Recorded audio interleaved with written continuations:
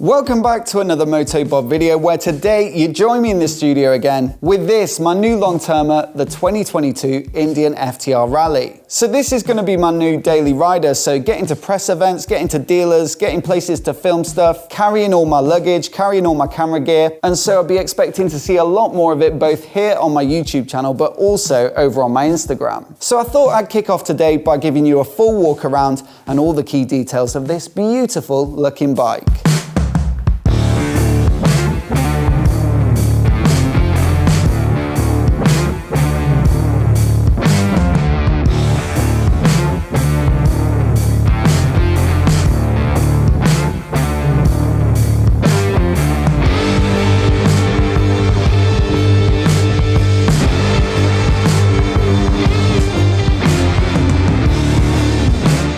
But I want to start by telling you why I chose the Rally, because effectively Indian offered me any bike from the current FTR lineup. As the entry point, you've got the base FTR. That's got a little bit more of a road bias with the 17-inch wheels, but it's similarly stripped back to this model in terms of tech. Now, in terms of price, the Rally sits just above it, and look, it is predominantly a road bike, but it just has a little bit more of that scrambler vibe. Next above that, you've got the FTRS, again a road bias spec, and it gets all of their techie goodies, so lean sensitive rider aids and a touchscreen TFT dash to manage it all. Right at the top, I don't think this was on the menu, but they've got the FTR Carbon. That takes pretty much the same tech package as the S, all the bells and whistles, but it also adds Olin suspension front and rear and some amazing looking carbon bodywork. But as a daily rider, I thought that this was the best pick, and there are three main reasons. Number one, we're gonna have to have a bit of luggage on it and ability to carry stuff. And for me, this is the one that would actually look most appropriate when it's loaded up with luggage. You know, the other bikes had looked decent enough with it, but this has a little bit of a baby adventure bike feel to it. Secondly, the comfort levels. This one looks like it's going to be the most easygoing over distance, but we'll get into the specifics when we talk about the specs. And then thirdly, it's the looks. I mean, the flat tracker sort of vibe certainly has its place, and they are brilliant looking bikes. But for me, I've always been into the retros and like the Triumph Modern Classics and the Scramblers, and this one just fits my personal style perfectly. Even the clothes that I like to wear on the bike are slightly retro, like this Merlin Edale Jacket. It looks a little bit like a wax jacket, or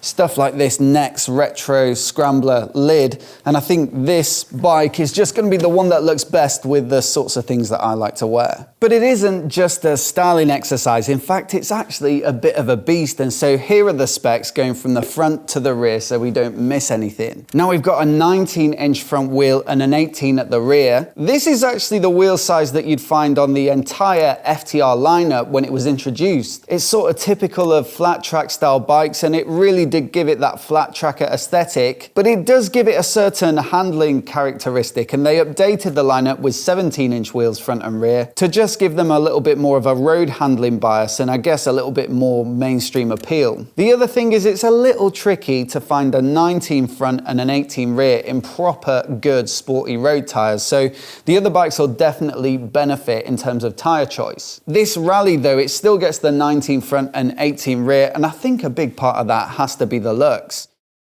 A Scrambler style bike just wouldn't look right with 17-inch wheels, and you can see that across Scramblers from all other manufacturers. It will give it a little bit more off-road ability. They'll roll slightly better over rough terrain, but realistically this is a road bike, and these just give it the right look in terms of diameter and then some knobbly tyres for the right look in terms of rubber. These are the Pirelli Scorpion STRs. They take an inner tube because we've got the spoke wheels. And yeah, they're meant to be a bit half on road, half off these tyres, but I think realistically, they're probably slightly more road biased. They'd probably be enough for fire roads and gravel trails and that sort of thing, but as soon as it got muddy, these would clog up pretty quickly. Like I say, it's a little bit difficult to get tyre choices, but Pirelli do have the Scorpion Trail 2s in that size, which are, you know, more sport touring bias, so I might see if I can fit a pair of those just to see how it affects the handling on this bike, but these are perfectly good on the road for now. Like I say, spoke wheels, I really like the look of these wheels. The red pinstripe really ties in with this fly screen, and then the logos on the airbox covers there, and then you've got these clusters of 3 spokes which I really like the look of. Braking is really well spec'd, so some nice radially mounted 4-pot Brembo calipers, braided steel hoses for a little bit of extra crispness, and then a span adjustable Brembo lever with a radial master cylinder. Really good spec for a retro scrambler style bike, and I'm looking forward to getting to grips with them on some more pacey road rides. Suspension is nice and chunky. It's a 43mm upside down fork. Now these are non-adjustable. You get fully adjustable suspension across the rest of the FTR bikes, but these don't get any adjustability at the front at least. But I think personally for my uses and the sort of riding I'm going to be doing, I probably won't miss it that much. The other point of difference is that you get 150mm of travel front and rear on this bike, so that's 30mm more than the other bikes, which, like I say, are fully road biased. So slightly better if you do want to do light off-roading, but also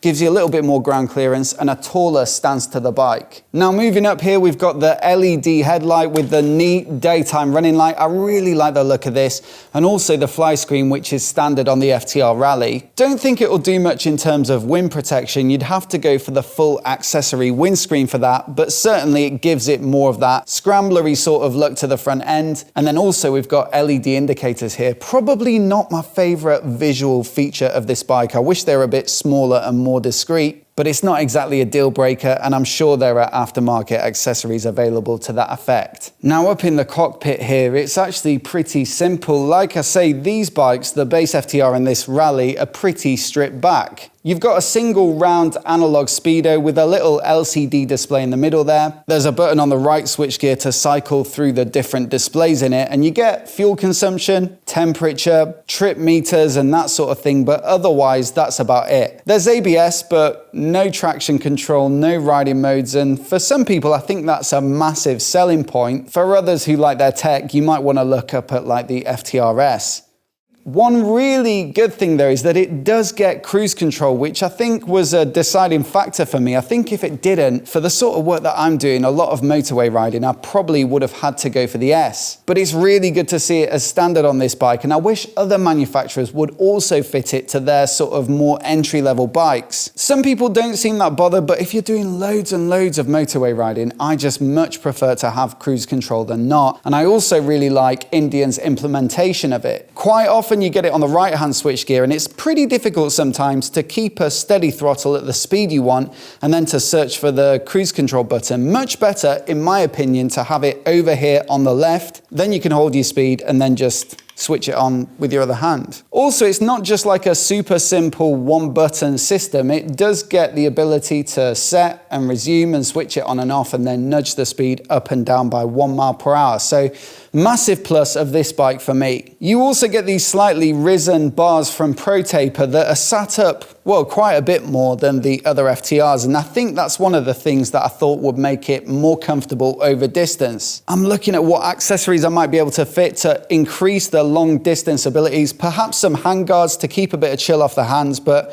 it does feel like the right arm position for sort of cruising along. The other thing that helps is the extra height in the saddle. On the motorway, I prefer to have a slightly more commanding riding position. This is 815mm, and the other FTRs are down at 780, I believe, so quite a bit lower, and for me the extra sort of roominess of this bike is definitely a big appeal. Now moving along, these are actually plastic covers over the airbox, so these are easy to remove and swap out and customize. And then the fuel tank actually starts here, so here's the filler cap and it goes down under the seat and to the back here. Indian have done that to optimize the weight distribution, and it gets a 13-litre tank, so not massive, but should be enough for some decent stints on the motorway if you're not absolutely hammering it. Now this one gets a brown saddle for that slightly retro look, and it's got some nice contrast sort of bluey grey stitching and then a bit of a pattern across the middle there. And then at the back we've got the accessory grab rail and rack fitted. Plenty of accessories to fit to this bike because Indian have given me a few from their catalogue, and I believe R&G are sending out some protection and that sort of thing to fit, so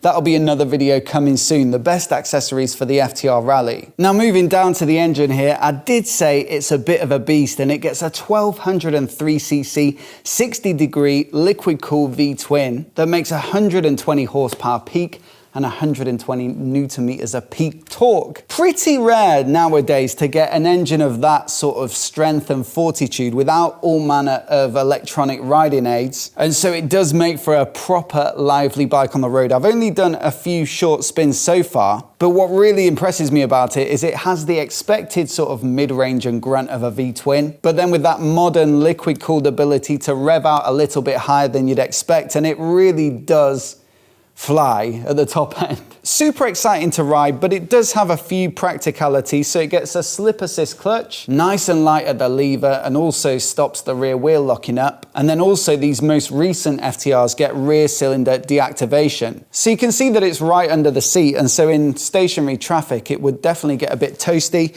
but at a standstill it just switches this rear cylinder off, and then the front one keeps the engine ticking over. As soon as you get back on the throttle, it just fires back up again, but you don't really notice it happening, and so it's a really nice subtle feature that definitely improves comfort. Now we've got this beautiful steel trellis frame here, a real signature feature of this series of bikes, and it flows beautifully through the rear monoshock here and down to a steel trellis swing arm. The shock is again from Sachs, 150 mil of travel, and this one does get a little bit of adjustability, preload of course for carrying luggage and passengers, but also I think this is rebound. Just like the front, you've got the Brembo brakes, spoke wheels, Pirelli tires, and like I say, that's an 18-incher, and then you may have noticed we've got this beautiful Akropovich accessory exhaust. Now I really like the look of the headers and how they flow down into the cat there, and then I think with these Akropovich pipes you can just fit them onto the cat here so it's low mounted. This one though has the high mount accessory, so you get a longer link pipe and then a little bracket to hang it off the subframe there, and it just gives it a little bit more of the Scrambler image. Not true sort of high mount pipes that come out and then straight out like shotgun pipes along the top here, but realistically,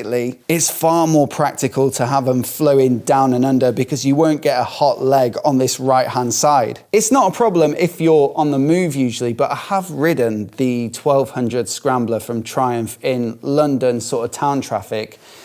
It gets pretty toasty. This would certainly be my preference, and it also sounds pretty nice as well. And finish-wise, it looks a little bit elevated, especially with these carbon heat shields. So that's a bit of a flying tour of the 2022 Indian FTR Rally. Loads of videos coming up with this bike, plenty of road trips, plenty of comparisons with other retro scramblers, plenty of accessories to fit to it. And I'd also love to know from you what sort of videos you'd like to see with it and what sort of questions you've got about it. Let me know down in the comments, and if you're new here and you want to see more videos like this, then hit subscribe and I'll catch you next time.